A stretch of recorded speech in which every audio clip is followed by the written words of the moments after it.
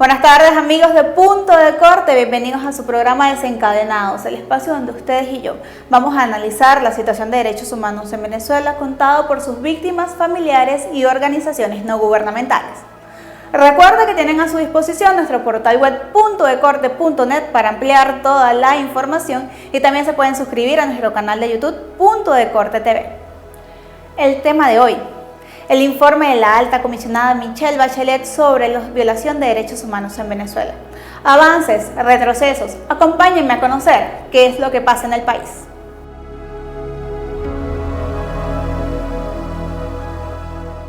Recientemente, la alta comisionada de las Naciones Unidas para los Derechos Humanos, Michelle Bachelet, presentó su informe sobre la situación venezolana. El resultado no sorprende. Se siguen cometiendo crímenes de lesa humanidad en el país contra los principios fundamentales. Sin embargo, en este informe aún quedaron muchas cosas pendientes. Veamos. La alta comisionada de las Naciones Unidas reconoció la labor de la administración de Nicolás Maduro de iniciar las reformas relacionadas con el sistema de justicia venezolano, particularmente la disolución de las Fuerzas de Acción Especial de la Policía Nacional.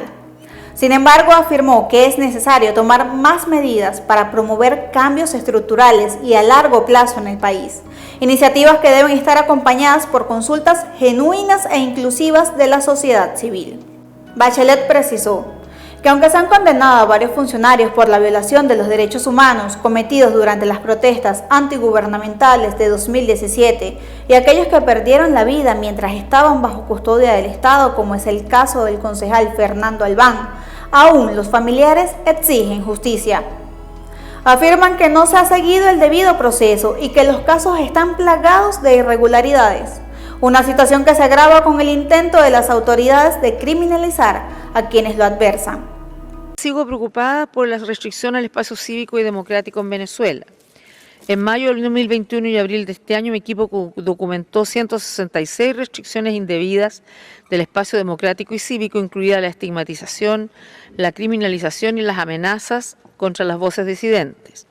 La desacreditación de estos por medios de comunicación institucionales continúa.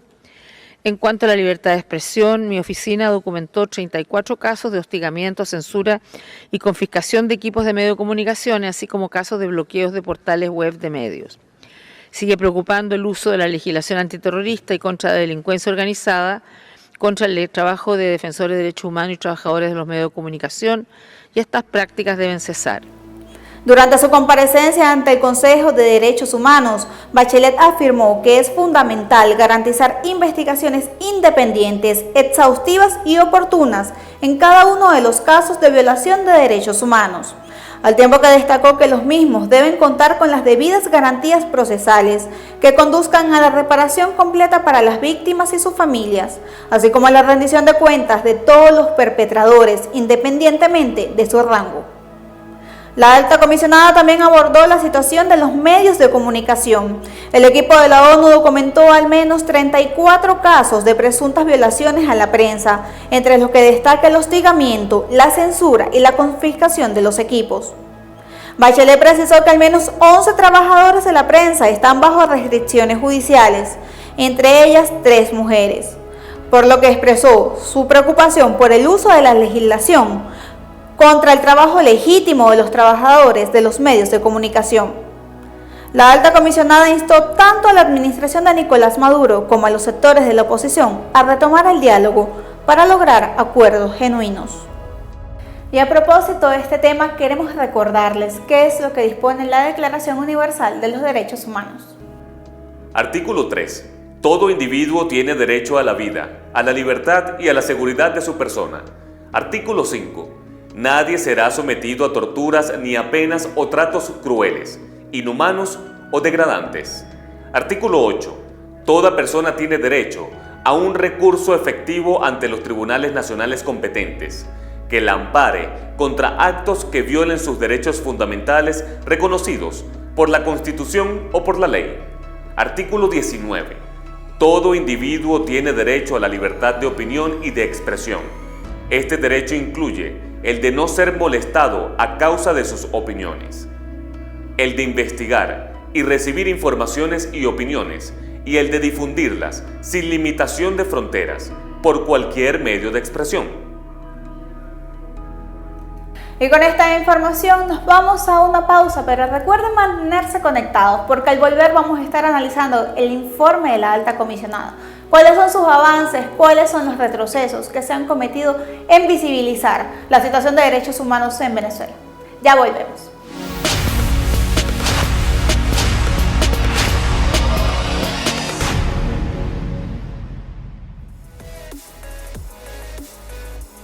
Con Punto de Partida, nosotros queremos desde toda la plataforma comunicacional de Punto de Corte hacer énfasis en los temas que van a marcar la semana desde el punto de vista de la noticia, la información política, económica y social. Acompáñenos todos los lunes a partir de las 12 del mediodía, Punto de Partida por toda la plataforma comunicacional de Punto de Corte.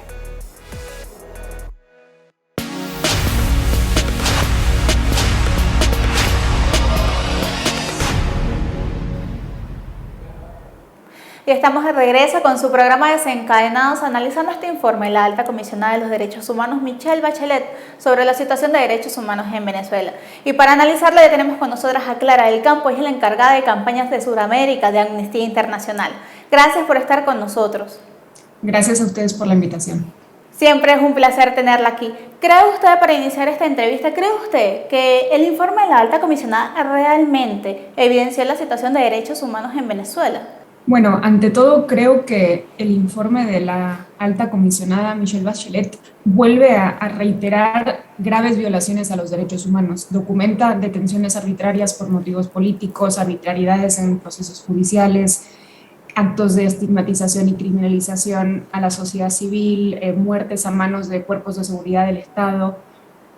Con ese tipo de denuncias de violaciones a derechos humanos es difícil no ver la gravedad de la situación de derechos humanos en Venezuela, pero sin duda también es un informe acotado en el tiempo, en la profundidad, en el alcance, y por eso es importante que sigan habiendo otros mecanismos que profundicen en esa investigación y en esa denuncia.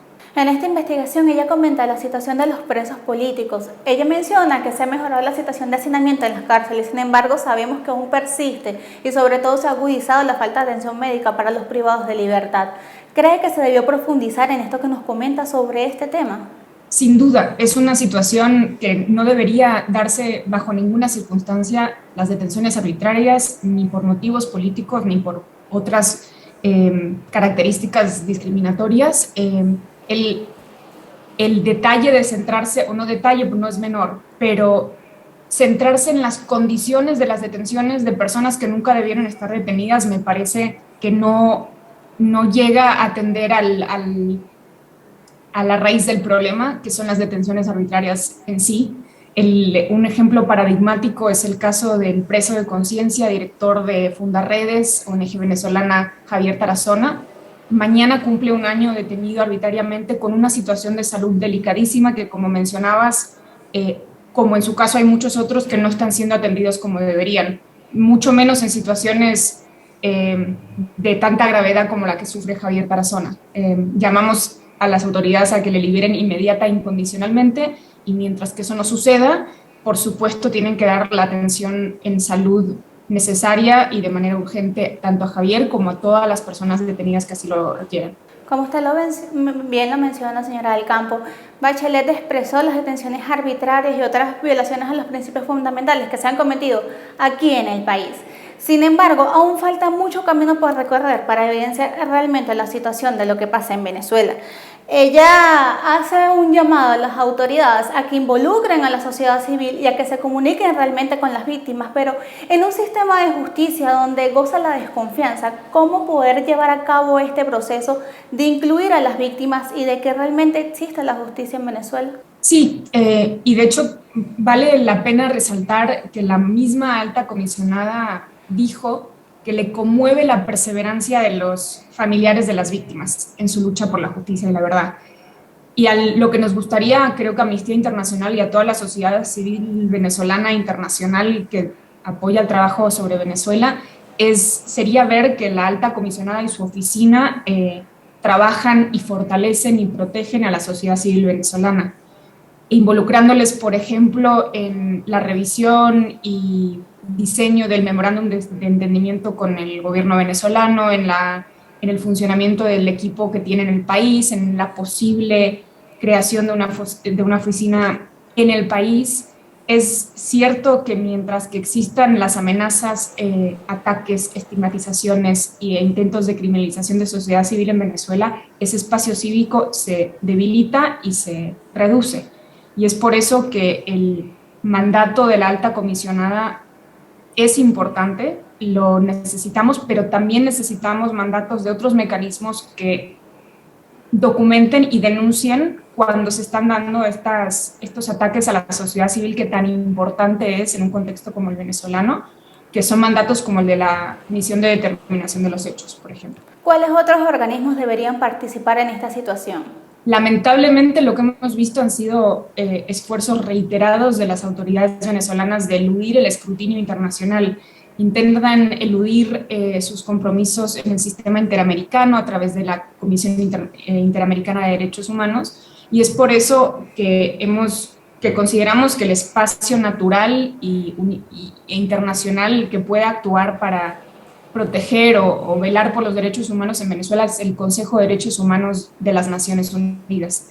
En ese caso están el mandato de la Alta Comisionada de los Derechos Humanos, hay procedimientos especiales que se dedican a documentar y hacer monitoreo y reporte de temas específicos de derechos humanos, como son las detenciones arbitrarias o como puedan ser ejecuciones extrajudiciales, casos de tortura, de personas defensores de derechos humanos, y también mecanismos de rendición de cuentas e investigación como la Misión de Determinación de los Hechos, pero todo eso en el contexto, en el marco del Consejo de Derechos Humanos de las Naciones Unidas. Como bien lo menciona, Venezuela está pasando por un proceso interesante en materia de derechos humanos, sobre todo con la Corte Penal Internacional, que ya ha expresado su intención de abrir una oficina aquí en Venezuela para contribuir a los avances de estas investigaciones que se siguen por crímenes de lesa humanidad. Eso también lo menciona Bachelet en su informe, cuando afirma que se deben revisar algunos casos de violación de derechos humanos donde las condenas tal vez no son las acordadas o no son las mejores, y también donde se absuelven a estas personas que ha quedado documentado que han cometido crímenes de lesa humanidad y sin embargo son absueltas por las autoridades venezolanas. Entonces, además de la revisión que se debe hacer de estos casos, ¿qué medidas se deben tomar para que realmente los responsables reciban la justicia que acuerda Venezuela?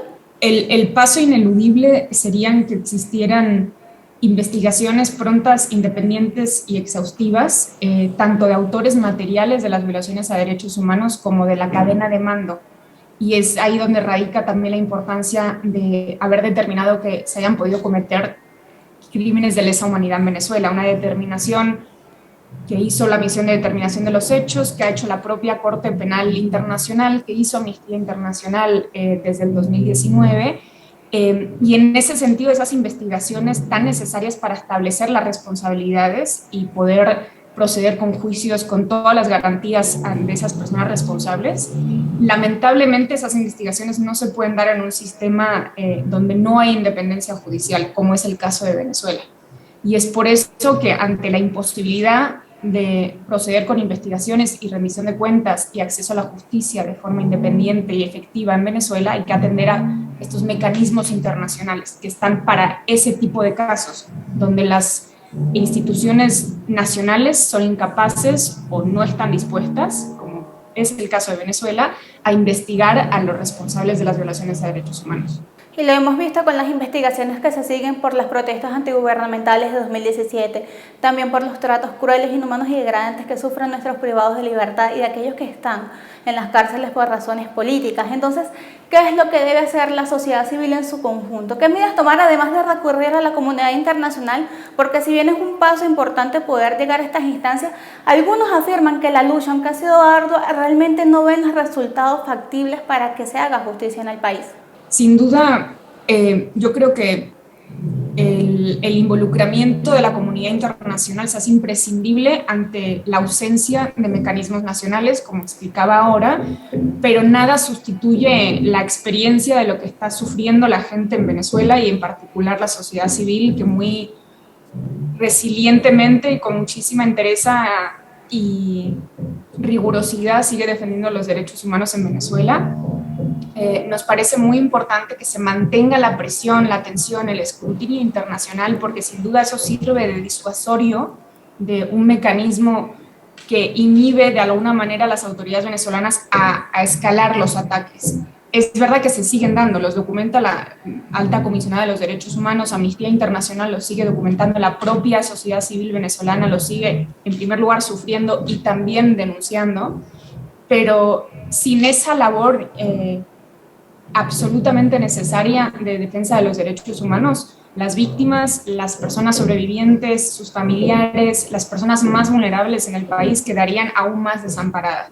Sí, como usted nos comenta bien, esta criminalización de las personas que adversan al gobierno también pasa porque los medios de comunicación están coaccionados por esta censura que impone el Estado a través de las normas, para que no se pueda realmente documentar como debe ser los casos de violación de derechos humanos que son tan importantes. Entonces, en relación a los medios de comunicación, ¿qué papel pueden jugar ellos aquí, teniendo en cuenta las limitaciones que se tienen? Es una situación verdaderamente lamentable. La alta comisionada documentó entre marzo y abril 34 ataques a medios de comunicación en Venezuela. Eso igual uno podría inferir que igual es un subreporte de los ataques o medidas restrictivas que sufren los medios de comunicación en Venezuela. Y ahí creo que de nuevo la comunidad internacional, también la comunidad internacional mediática, debería entrar a apoyar a la comunidad de prensa, comunicadores, defensores de derechos humanos en Venezuela, aumentando la repercusión de los reportes, de la información, del periodismo que se ejerce en Venezuela. Desde Amnistía Internacional, ¿tienen alguna agenda planteada, algunas actividades para los próximos meses? Amnistía Internacional, siendo un movimiento global de defensa de los derechos humanos, va a estar movilizándose a nivel internacional en todas las regiones del mundo para impulsar la renovación del mandato de la misión de determinación de los hechos en septiembre, en la sesión del Consejo de los Derechos Humanos que tendrá lugar en Ginebra. Es importantísimo que el mandato de esta misión de determinación de los hechos se renueve, dado que es el único mecanismo de monitoreo y reporte de investigación a nivel internacional que está ejerciendo esa labor, y seguiremos movilizándonos en momentos de especial riesgo para personas que se encuentran en riesgo, defensoras de los derechos humanos, periodistas, incluso proyectos de ley como el proyecto de ley de cooperación internacional que supone tan alto riesgo para la sociedad civil venezolana. Señora del Campo, ¿tiene algún mensaje para los venezolanos? Es un mensaje siempre de solidaridad que se queda corto por realmente la admiración que le tenemos desde la sociedad civil internacional, y de acompañamiento, apoyo, acompañamiento y solidaridad. No están solos y seguiremos trabajando por la protección de los derechos humanos en Venezuela. Muchas gracias, señora del Campo. Estábamos conversando con Clara del Campo. Ella es encargada de las campañas para Sudamérica de Amnistía Internacional. Y con esto nos despedimos y los invitamos a que sigan conectados con nosotros en este espacio que sin duda es la ventana para visibilizar la situación de derechos humanos en el país, contado por sus víctimas, familiares y organizaciones no gubernamentales. Soy Mayber Pinto y será hasta una próxima oportunidad.